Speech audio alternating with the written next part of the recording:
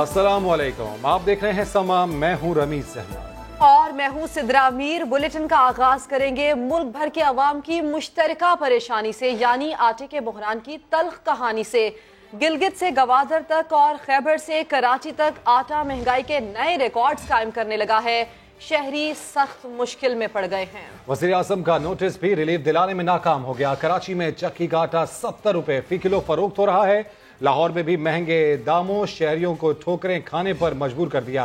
महंगाई से बेहाल अवाम पेशावर, लाहौर और कोयटा की सड़कों पर निकल आए। हुकूमत ने एनआरओ देकर खामोश, अपोजिशन एनआरओ लेकर खामोश। कोई महंगाई पे बात करने के लिए तैयार नहीं। तब्दीली सरकार के राज में अवाम के लिए 2 वक्त की रोटी मुश्किल हो गई। आटा महंगाई के नए रिकॉर्ड्स कायम करने लगा। नाजायज मुनाफा कमाने वाले मुंह मांगे दाम वसूल कर रहे हैं। कम करो। चंद माह के दौरान फी किलो आटे की कीमत में 20 से 25 रुपए तक इजाफा हो गया है। हुक्मरान बयानबाजी से आगे नहीं बढ़ पा रहे। हर एमएनए के पास 1-1, 2-2 मिले। गंदुम इन्होंने बेच दी। गंदुम का बहरान है वो पूरे मुल्क में है। जो वजह है उसके पीछे भी वफाकी हुकूमत की नाअहली और नालायकी शामिल है। बदनाम करने की एक कोशिश थी। महंगाई से बेहाल अवाम पेशावर, लाहौर और कोयटा की सड़कों पर आटे की दुहाइयां देने निकल आए। इस गवर्नमेंट पे हमें कोई तवक्को नहीं है। कभी पेट्रोल महंगा कर देते हैं, कभी एलपीजी, कभी चीनी, आटा, दालें, सारा कुछ महंगा कर रहे हैं। कभी आटा, कभी चीनी, कभी दाल, कभी क्या, कभी पेट्रोल, कभी क्या। ये इस तरह बढ़ा रहे हैं और बाद में ये कहते हैं कि आवाम सब्र करे। कहाँ तक सब्र करें? 4 दिन हो गया दुकानों पे आटा नहीं आ रहा। वो कह रहे हैं कि शार्ट है। सियासतदान आटे की किल्लत और आसमान से बातें करती कीमतों पर सियासत और इल्जामात का तबादला कर जरूर रहे हैं, लेकिन महंगाई पर काबू पाने और आवाम तक आटे की फराहमी को यकीनी बनाने के लिए अमली इक़दामात किसी जानिब से नजर नहीं आ रहे। वज़ीर आज़म की हिदायत के बाद गंदुम बहरान पर काबू पाने के लिए कोशिशें तेज कर दी गई। वज़ीर आला पंजाब ने जड़ावाला में आटा सेल पॉइंट का दौरा किया और किल्लत की शिकायत पर असिस्टेंट कमिश्नर और असिस्टेंट फूड कंट्रोलर को ओहदों से हटा दिया। वज़ीर आला सिंध ने बहरान पर काबू पाने के लिए बुध तक की डेडलाइन दे दी। विफाकी वज़ीर खुसरो बख्तियार ने दावा किया है कि कल से कीमतें भी नीचे आना शुरू हो जाएंगी। मुनाफाखोरों को लगाम दो, आटा सस्ता करो। वजीर आजम इमरान खान के हुक्म के बाद वजीर आला की फुर्तियां, सरकारी मशीनरी भी हरकत में आ गई। सरदार उस्मान बुजदार जड़ावाला में आटा सेल पॉइंट पर पहुंचे। अवाम ने आटा न मिलने की शिकायत की तो असिस्टेंट कमिश्नर को OSD बना दिया, जबकि असिस्टेंट फूड कंट्रोलर को मुअत्तल कर दिया। वजीर आला सिंध ने भी एक्शन लेने की ठान ली है।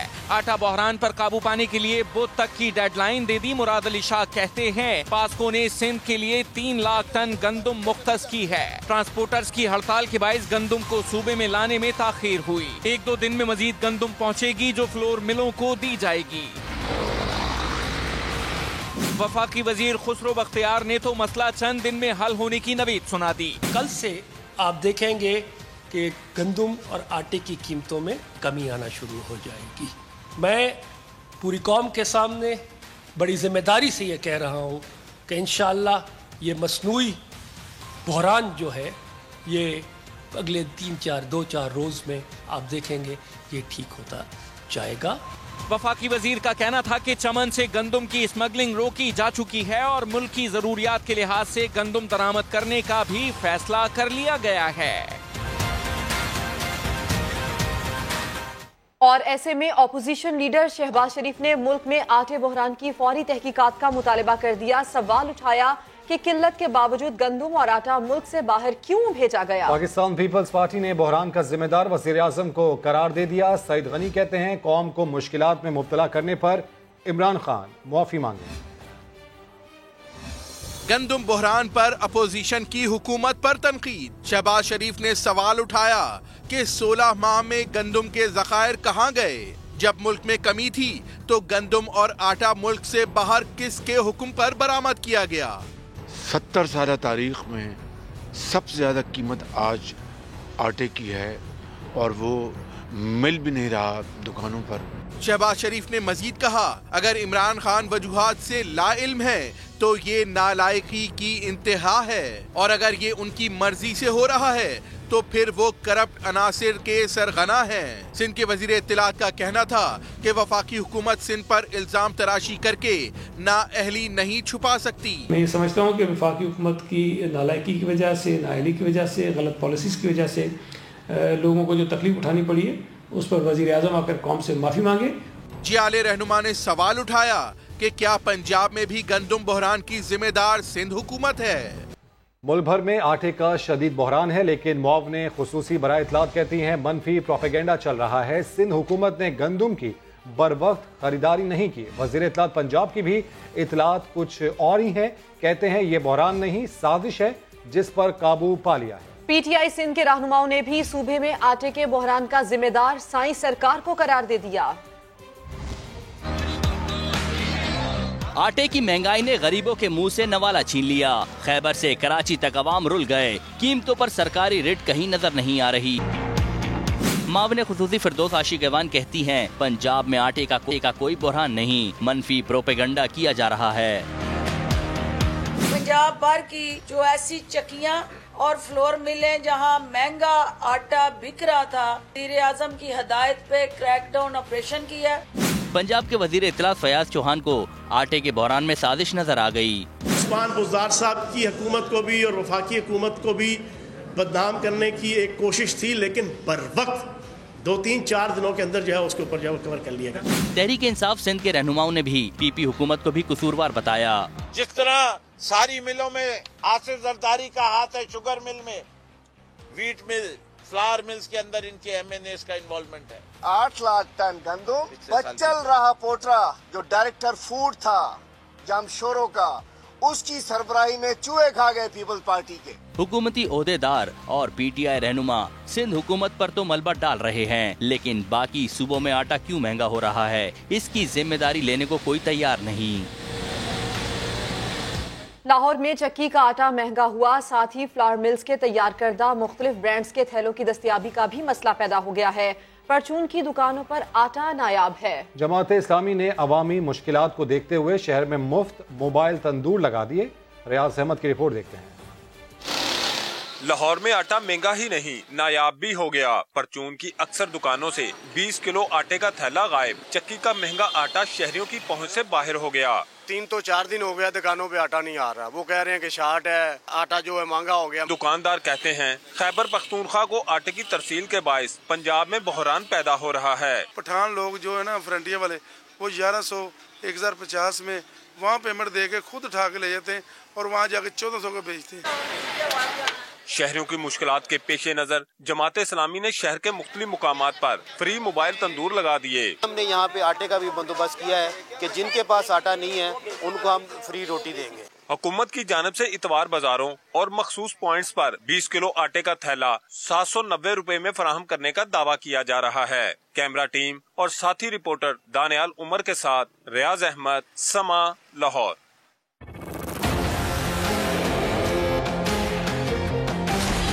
गरीब से रोटी छीन रहा है कौन? आटा महंगा बेच रहा है कौन? मिल मालिकान के लिए गंदम हुई 16 रुपए सस्ती। शहरियों की है दुहाई, आटा सस्ता करो भाई। बढ़ती महंगाई के खिलाफ रिक्शा ड्राइवर्स भी मैदान में आ गए। लाहौर से सिद्रा गयास की रिपोर्ट। महंगाई, बेरोजगारी और लाकानूनियत के खिलाफ रिक्शा ड्राइवर्स का एहतजाज। हुकूमत के खिलाफ की शदीद नारेबाजी। पंजाब हुकूमत मुर्दाबाद, अपोजिशन मुर्दाबाद। कहा तब्दीली सरकार बड़े दावों के साथ इक़्तिदार में आई, मगर आवाम को कोई रिलीफ नहीं मिला। कभी पेट्रोल महंगा कर देते हैं, कभी एलपीजी, कभी चीनी, आटा, दालें, सारा कुछ महंगा कर रहे हैं। इन्होंने अभी आटा महंगा कर दिया है। हुकूमत भी गलत, अपोजिशन भी गलत। हुकूमत ने एनआरओ दे के खामोश, अपोजिशन एनआरओ लेकर खामोश। कोई महंगाई पे बात करने के लिए तैयार नहीं। मुजाहिरीन का कहना था कि महंगाई और बेरोजगारी की वजह से जराइम बढ़ने लगे हैं। अशियाए जरूरिया सस्ती ना हुई तो हालात मजीद खराब हो सकते हैं। कैमरामैन अली मुश्तबा के साथ सिद्रा गयास, समा, लाहौर। अब खबर ये कि सियासी यतीम सुन ले, हुकूमत 5 साल पूरे करेगी। फिरदौस आशिक अवान कहती हैं उस्मान बुज़दार पर तनकीद करने वाले इमरान खान को टारगेट कर रहे हैं। फयाजुल हसन चौहान ने भी फवाद चौधरी को जज्बाती करार दे दिया। क्या वजीर आला पंजाब की कारकर्दगी पर PTI में इख्तलाफात हैं? हुकूमती तर्जुमान दिफा के लिए सामने आ गए। फिरदौस आशिक अवान ने नाम लिए बगैर बुज़दार पर तनकीद करने वालों को निशाना बनाया। उस्मान बुज़दार साहब को टारगेट करने वाले इनडायरेक्टली इमरान खान साहब को टारगेट कर रहे होते हैं।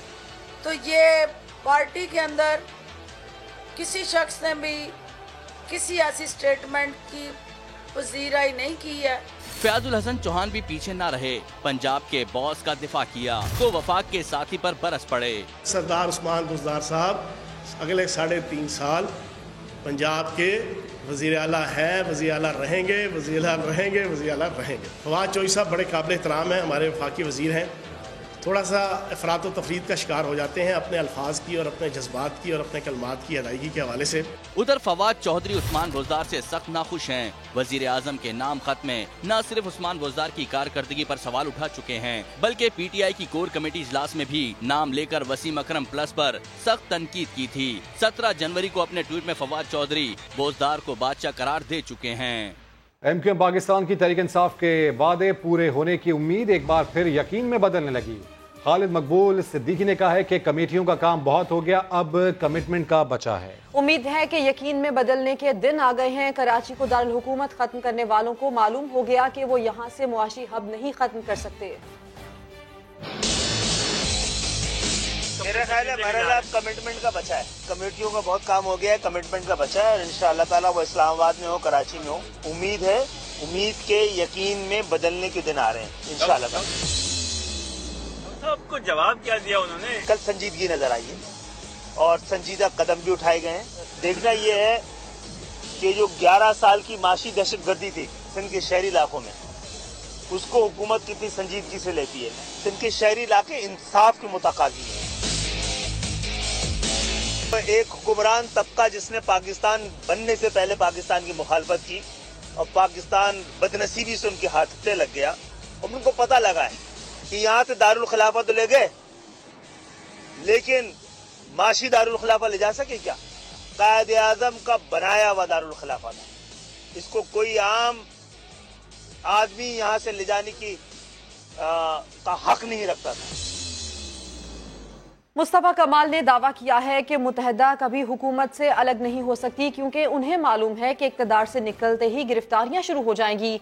MQM के खिलाफ केसेस तैयार होने के बावजूद रहनुमाओं को गिरफ्तार न करना तहरीक इंसाफ की मजबूरी है, क्योंकि इत्तेहादियों के खिलाफ एक्शन से हुकूमत को खतरा हो सकता है। वो समा के प्रोग्राम सवाल में गुफ्तगू कर रहे थे।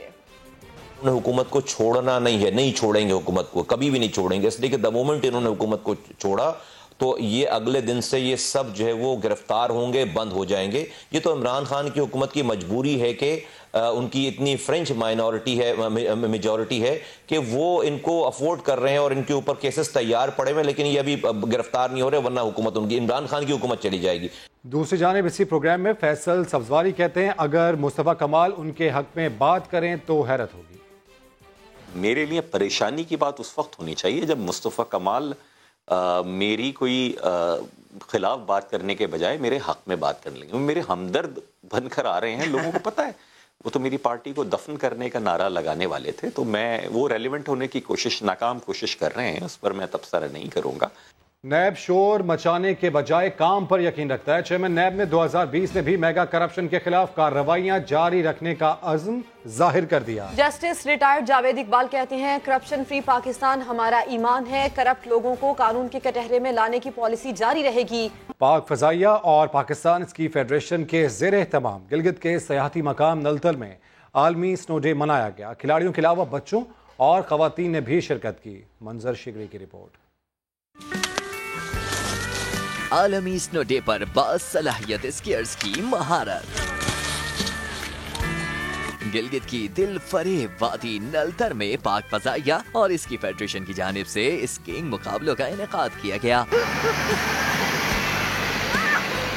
स्नो डे मनाने का मकसद पाकिस्तान के पहाड़ी इलाकों बिलखुसूस गिलगित बल्तिस्तान में विंटर टूरिज्म को फरोग देना है। यहाँ पे बहुत एंजॉय कर रहे हैं, ये बहुत अच्छा रिजॉर्ट है स्की के लिए भी और बाकी एक्टिविटीज़ भी बहुत अच्छी लग रही है। यहाँ पे जो आज स्नो इवेंट हो रहा है इसमें फैमिलीज भी आती हैं, तो जितने भी ये तो अभी चला गया, नेक्स्ट ईयर जब भी ये होगा इंशाल्लाह, तो मैं सबसे यही कहूँगा कि वो आए, ज़रा देखें कि पाकिस्तान में कितनी खूबसूरती है, आप स्विट्जरलैंड और यूरोप भूल जाएंगे। सुरमाई खेलों के लिए नलतर का सयाहती मकाम मुल्की और बैनुल अक़वामी सतह पर शोहरत हासिल कर चुका है। मंजर शिगरी समा नलतर गिलगित। लाहौर समेत पंजाब के मैदानी इलाकों में धुंध का राज दोबारा शुरू हो गया। रात और सुबह के वक्त में कुछ दिखाई नहीं देता। सर्दी और धुंध का ये सिलसिला मजीद चंद रोज तक जारी रहेगा।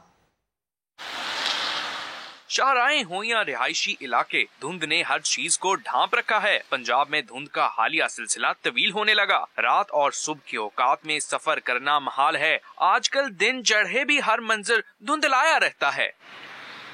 सर्दी की शिद्दत भी कम होने का नाम नहीं ले रही। आइंदा 3 से 4 दिनों में भी इसी तरह सर्द और खुश्क रहेगा, जबकि सुबह और शाम को जो है वो शदीद धुंध पड़ेगी और दिन में जो है वो सूरज निकलने की वजह से धुंध की जो शिद्दत है इसमें कमी वाक़या होगी। माहिरीन के मुताबिक कोहर और धुंध फसलों के लिए नुकसानदेह है। सूरज की मुनासिब रोशनी न मिलने से पौधों की नशोनुमा मुतासिर हो सकती है। गुजरावाला के ताजिर की शादी में भाई और दोस्तों ने डॉलर्स बरसा दिए। मोहसिन खालिद की रिपोर्ट।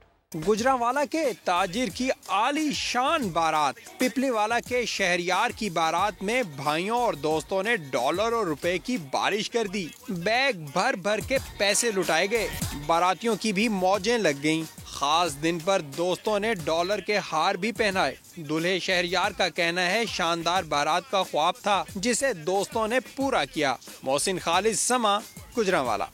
खेल से खबर। बांग्लादेश के खिलाफ T20 सीरीज के लिए शाहीनों की तैयारियां जारी हैं। ऑलराउंडर इमाद बट कहते हैं मुल्क के लिए खेलना एजाज होगा। बंगाल टाइगर्स के खिलाफ हिकमत अमली बना ली है। आलमी नंबर 1 टीम का होम ग्राउंड पर इम्तिहान। बंगाल टाइगर्स को किस तरह काबू करना है। शाहीनों ने कज़ाफी स्टेडियम में तैयारियां तेज कर दी। कोचिस की जेरे निगरानी ट्रेनिंग सेशन में खिलाड़ियों की भरपूर प्रैक्टिस। ऑलराउंडर इमाद बट कहते हैं डोमेस्टिक क्रिकेट में जो कुछ सीखा उस पर अमल करने का वक्त आ गया है। बहुत सारी चीज़ें जो मुझमें मैं समझता था जहाँ पे मैं लैग कर रहा हूँ उस पर काम किया। इंशाल्लाह अब जो है ना पूरा उम्मीद हूँ कि वो मैं खेलूँगा और परफॉर्म करूँगा। एक्साइटेड है अपनी कंट्री में खेलना, वैसे ही पाकिस्तान के लिए खेलना, लेकिन अपने कंट्री में खेलना एक ऑनर की बात होती है। बिग बैश लीग खेलने वाले हारिस रऊफ ने कैंप ज्वाइन कर लिया। बांग्लादेश लीग खेलने वाले शुएब मलिक कल ज्वाइन करेंगे। ट्रेनिंग कैंप 23 जनवरी तक जारी रहेगा। पाक बांग्लादेश पहला T20 24 जनवरी को लाहौर में शेड्यूल है। चीफ सेलेक्टर मिसबाहुल हक ने कहा है कि पाक बांग्लादेश T20 सीरीज में किसी भी टीम को फेवरेट करार नहीं दिया जा सकता। बांग्लादेश को हराना आसान नहीं, मुकाबला बराबर का होगा। चीफ सेलेक्टर मिसबाहुल हक कहते हैं बांग्लादेशी खिलाड़ी BPL खेल कर आ रहे हैं। ग्रीन शर्ट्स को अच्छी क्रिकेट खेलना होगी। फेवरेट आप ना पाकिस्तान को कह सकते हैं ना उनको। एक इस टाइम मेरे ख्याल में बराबर का कंपटीशन, अब जो टीम अच्छा खेलेगी वो मेरे ख्याल में जीतेगी। पाकिस्तानी हेड कोच ने T20 सीरीज के लिए बैटिंग लाइन के किरदार को अहम करार दिया। और ज्यादा अपनी हर उसमें इम्प्रूवमेंट लेके आनी है। बॉलिंग में भी, फील्डिंग में, स्पेशली बैटिंग बहुत तगड़ी हमें करनी होगी अगर हमने बांग्लादेश से जीतना है। यहाँ सिलेक्शन कमेटी ने बांग्लादेश के खिलाफ टेस्ट मैच की तैयारियों के लिए 19 खिलाड़ियों को तलब कर लिया। ऑलराउंडर फहीम अशरफ भी कैंप में शरीक होंगे। अंडर 19 क्रिकेट वर्ल्ड कप में पाकिस्तान ने स्कॉटलैंड को 7 विकेटों से हराकर फातिहाना आगाज कर दिया।